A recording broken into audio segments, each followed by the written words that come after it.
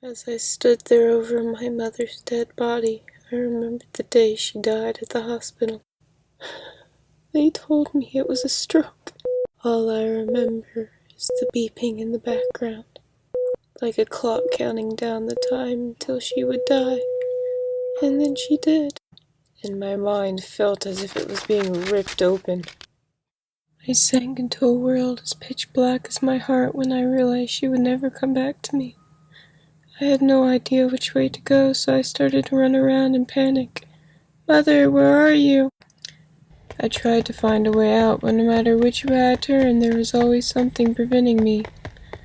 My happy memories with her had become corrupted by my depression.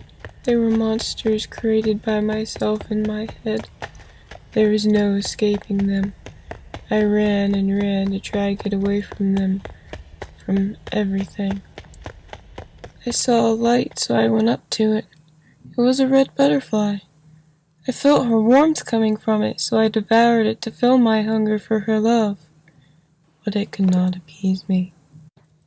Suddenly I felt a pain in my gut. Her love didn't fill me up at first, but it grew inside my stomach until it couldn't be contained. Then I remembered feeling something.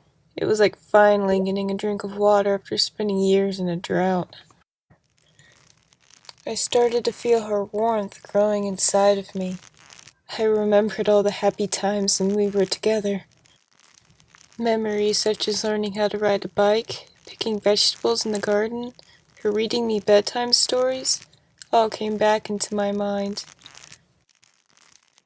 Then she suddenly appeared. She was a butterfly, she was beautiful, and she lived in her garden. I was so surprised, so relieved to see her. And then she flew away.